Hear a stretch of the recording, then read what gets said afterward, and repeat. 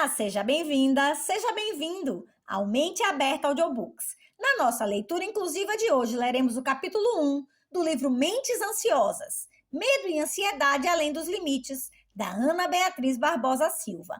Mas antes de começarmos, peço que se inscreva no nosso canal e ative o sininho para receber nossas notificações. Vamos a isso! Capítulo 1: Ansiedade e Medo, duas faces da mesma moeda. Desde pequena, possuo um sonho. Para ser mais precisa, um pesadelo, que se repete de tempos em tempos, principalmente quando atravesso períodos mais estressantes. Nesse sonho, chego à escola e uma amiga me informa que dentro de 5 minutos a prova vai começar. Faço um sinal positivo com a cabeça que demonstra minha tranquilidade em realizar a prova de história, minha matéria predileta. Em poucos minutos estamos todos sentados em nossas carteiras e aí inicia o pesadelo. A prova é de matemática e não de história. Em total despreparo diante do inimigo, olho ao redor e tudo me parece estranho. Meu coração dispara, a respiração torna-se entrecortada, a face banha-se de suor. Sinto tontura e, de repente, acordo atordoada. Olho em volta e constato, com imensa felicidade, que estou em território seguro. Meu quarto, o marido ao meu lado e a cachorrinha em sua cama. O ar-condicionado se encarrega de secar o suor e, aos poucos, tudo volta ao normal. Foi apenas um sonho ruim, nada mais, daqueles que costumava ter às vésperas de provas. Muitos anos já se passaram desde então. No entanto, é impressionante perceber a precisão com que meu cérebro arquivou essa reação, que foi uma das primeiras situações de medo consciente que vivenciei ainda pequena.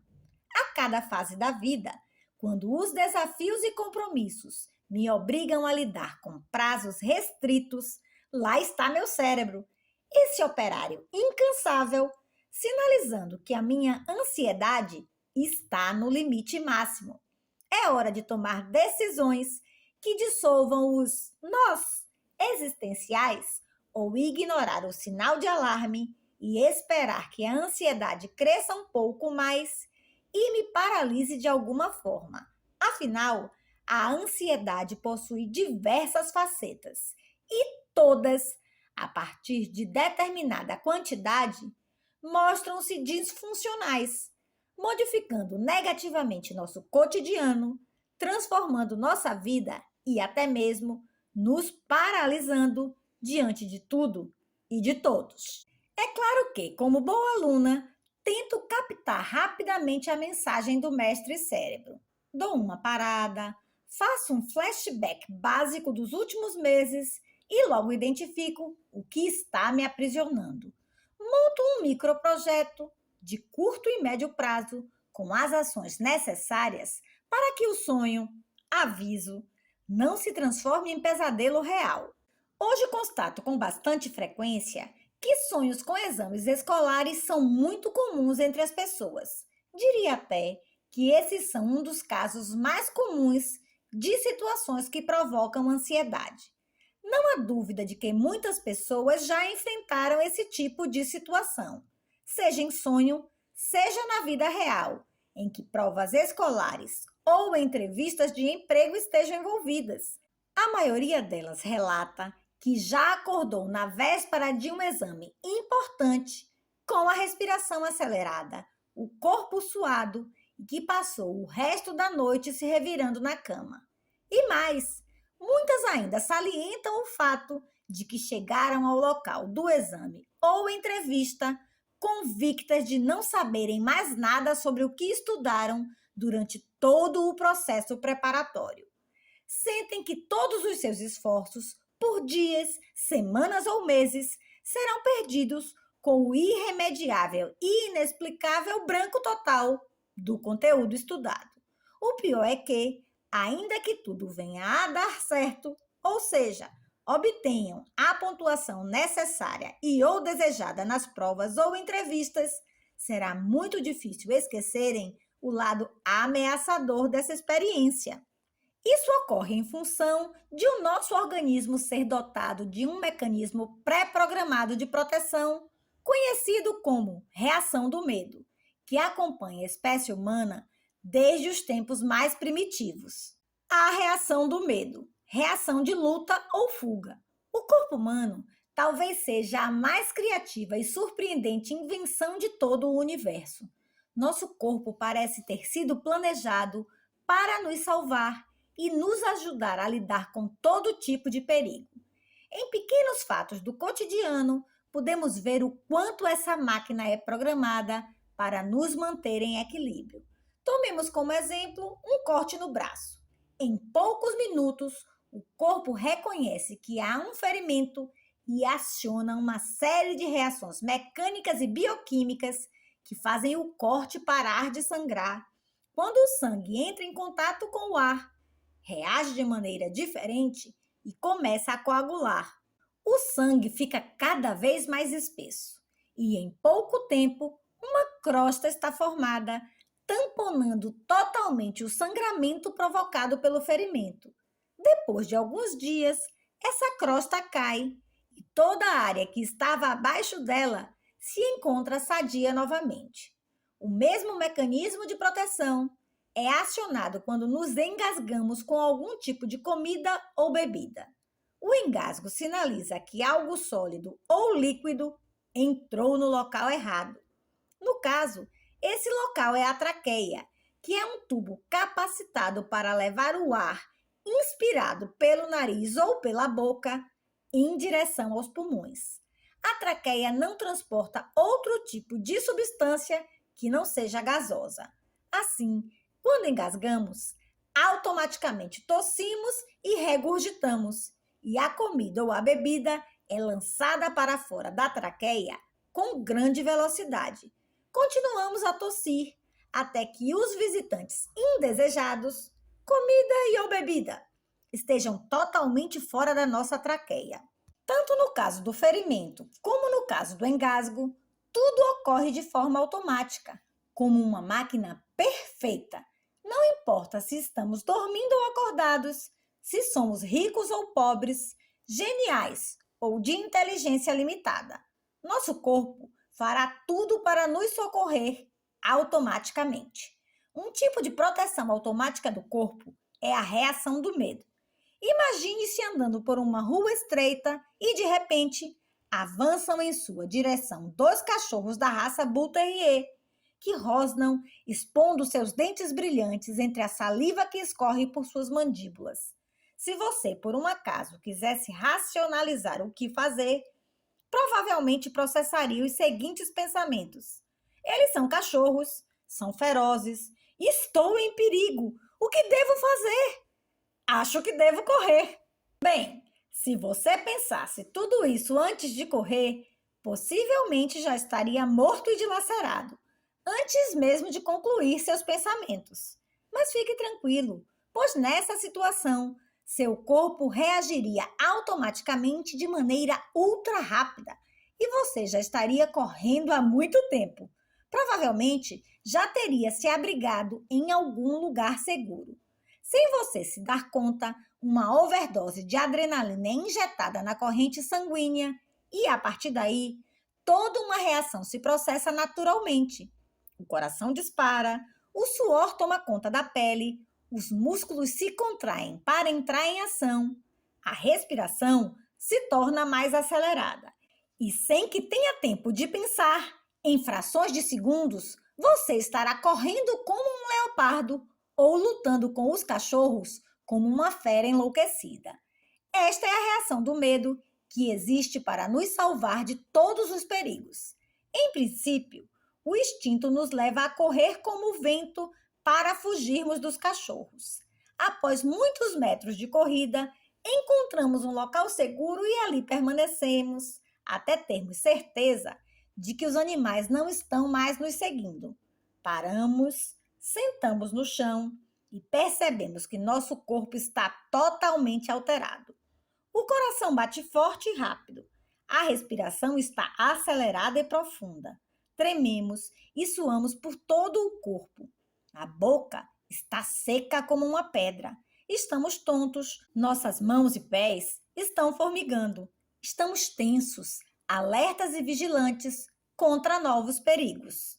É curioso observar que o medo daquelas feras foi capaz de desencadear em nosso organismo todas essas mudanças e, em momento algum, tivemos medo dessas reações em nosso corpo. Os próprios sentimentos não nos incomodam, porque sabemos exatamente a razão disso tudo.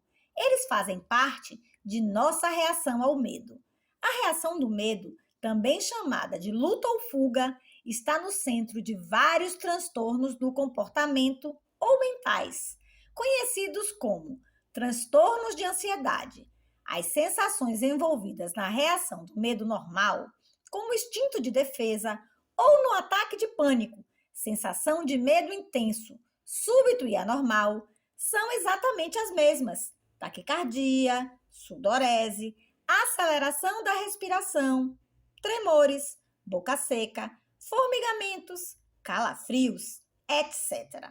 A única diferença, e esta é a grande diferença, é que no caso dos cachorros, nós sabemos exatamente por que reagimos daquela maneira, por medo das feras. Já no pânico, por exemplo, nós não conseguimos identificar um fator desencadeante ou um estímulo óbvio para causar sentimentos tão fortes. As formas da ansiedade patológica. Transtornos de ansiedade. O medo é um sentimento universal. Todos sentem, e diversos estudos demonstram ser uma emoção primária, inata, do ser humano, necessária para a proteção e perpetuação da espécie. Está incrustada em nosso DNA e faz parte da nossa existência. Sua abrangência vai desde a decisão de lutar ou fugir, até o acúmulo traiçoeiro que deságua no estresse e na ansiedade, levando ao esgotamento físico e mental.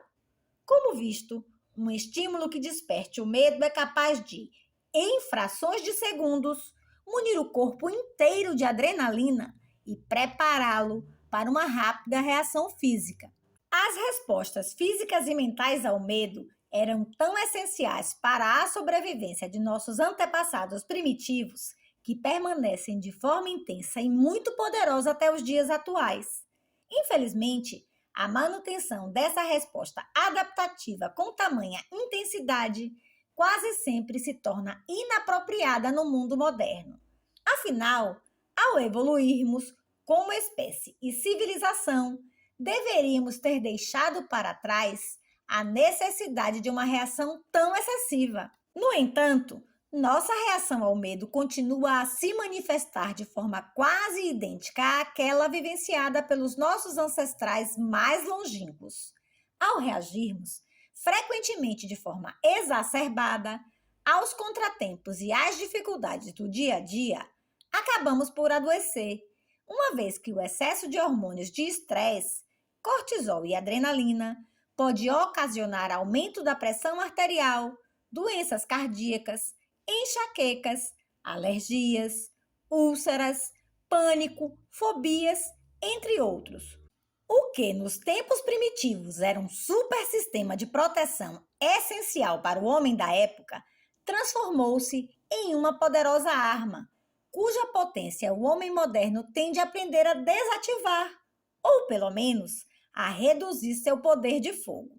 Sendo assim, existem casos nos quais essa reação perde sua função protetora e ganha força e status de uma situação definitivamente ameaçadora dentro da mente. Se observarmos as pessoas de modo geral, podemos perceber que o nível de ansiedade é um traço que caracteriza a personalidade de cada um. Desta forma, vemos pessoas com atitudes mais tranquilas diante de situações de perigo ou ameaçadoras.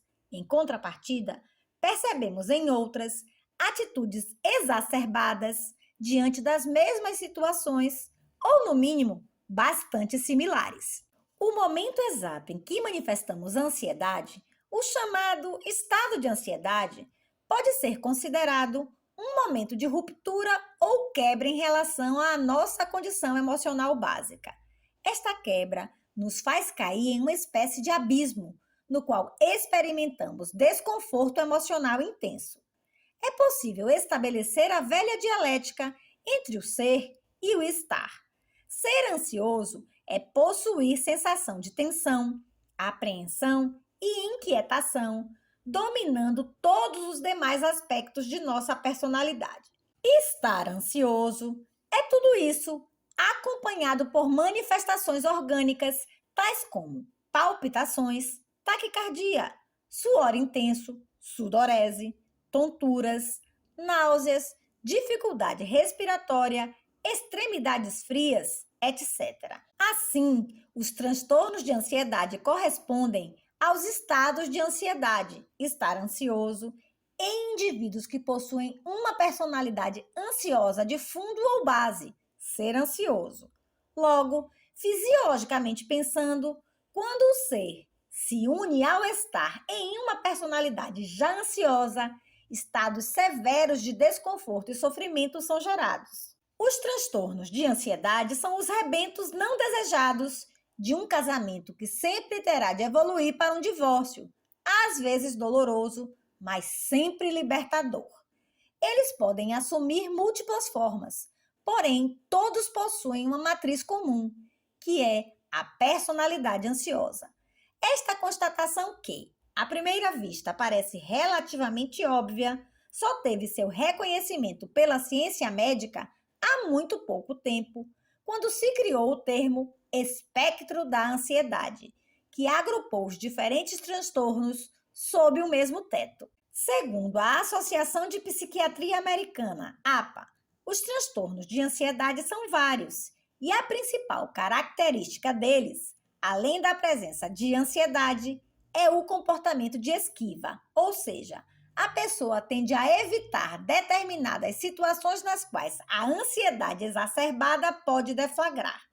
Dentro desse leque, o medo patológico pode se manifestar de diversas formas e em graus de intensidade diferentes, tais como súbitos ataques de pânico que podem evoluir para o transtorno do pânico, fobia social ou timidez patológica, na qual as pessoas percebem ameaças potenciais em situações sociais e em exposição em público, medos diversos ou fobias simples, cuja ameaça provém de estímulos bem específicos, animais, lugares fechados, chuvas, avião, etc.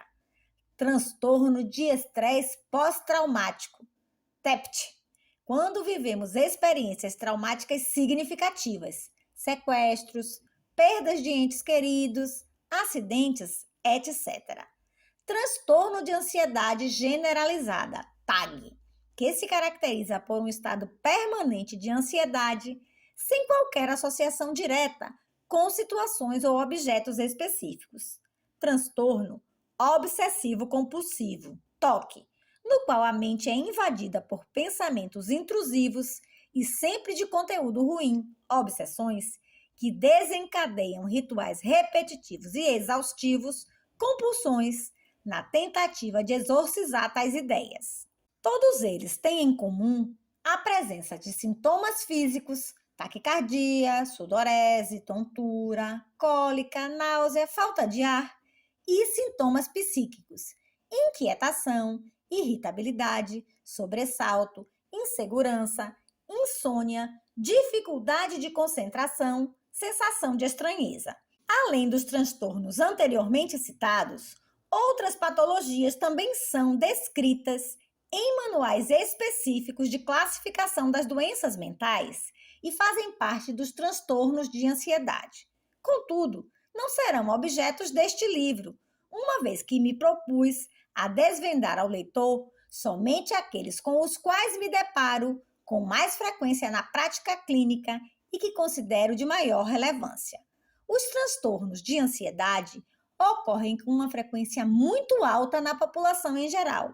Recentes estudos norte-americanos de abrangência significativa revelaram que 25% das pessoas apresentam algum tipo de transtorno de ansiedade ao longo de suas vidas. A primeira reação diante dessa estatística é assustadora. Afinal, trocando em miúdos, o que eles evidenciaram é que um quarto da população mundial sofre ou sofrerá algum tipo de transtorno ansioso durante toda a sua existência. Mas, infelizmente, esses dados refletem e atestam a mais absoluta realidade. O que pode deixar as pessoas com a pulga atrás da orelha em relação a um percentual tão grande assim é o fato de que grande parte dos indivíduos que apresentam transtorno de ansiedade não procura tratamento, além de tentar esconder seus sintomas das outras pessoas. Isso não é muito difícil de explicar, uma vez que os transtornos de ansiedade mais comuns são as fobias simples, também chamadas de específicas, medo de insetos, animais, etc. E a fobia social, medo de falar e de se expor em público. Se considerarmos que muitos eventos sociais e o contato com animais podem ser evitados, é provável que um número razoável de pessoas que sofram de tais transtornos jamais procurará tratamento. Somente quando o medo anormal, patológico, passa a interferir de forma acentuada no cotidiano do indivíduo, com prejuízos concretos nos setores social, afetivo e profissional, é que ele sente a necessidade de procurar ajuda especializada. Dentro desse túnel tem luz. É preciso ter em mente que todos os transtornos de ansiedade geram desconfortos ao indivíduo em maior ou menor grau. Sendo assim, é muito importante que ele procure um especialista para estabelecer o diagnóstico e as possibilidades terapêuticas adequadas. Somente o diagnóstico preciso do transtorno ou patologia pode assegurar a terapia eficaz. Até porque a ausência de resultados satisfatórios afasta o paciente. Como bom ansioso, ele tem pressa, necessidades exacerbadas e muita ansiedade para utilizar pílulas milagrosas. Tanto os médicos quanto os psicoterapeutas precisam de muito empenho e dedicação, pois em alguns casos ocorre uma grande dificuldade em se estabelecer o tratamento mais adequado para cada forma específica de ansiedade e para cada paciente. Casos mais complexos são aqueles em que o transtorno de ansiedade está associado a outros quadros patológicos, como a depressão ou o consumo abusivo de álcool e ou outras substâncias causadoras de dependência física e psicológica.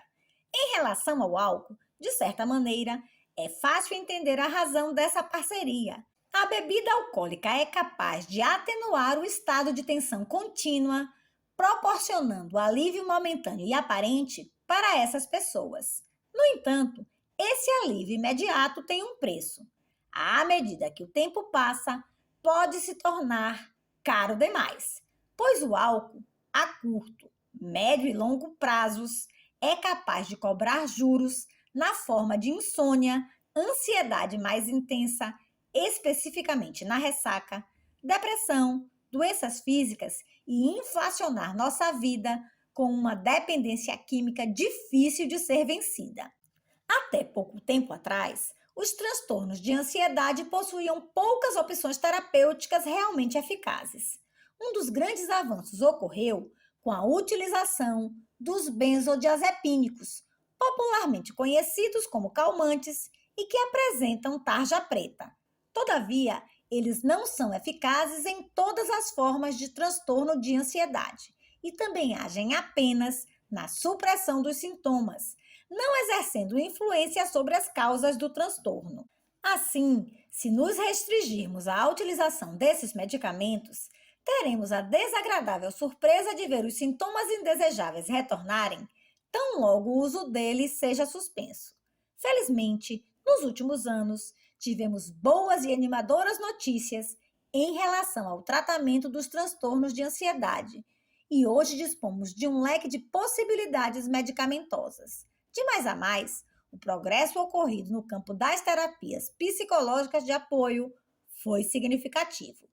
A terapia cognitivo-comportamental, TCC, provou ser capaz de mudar os esquemas de pensamento que aprisionam essas pessoas aos seus próprios medos, além de alterar o seu comportamento, atitudes, diante dos fatores de ansiedade que desencadeiam. Em relação às novas medicações, algo curioso aconteceu.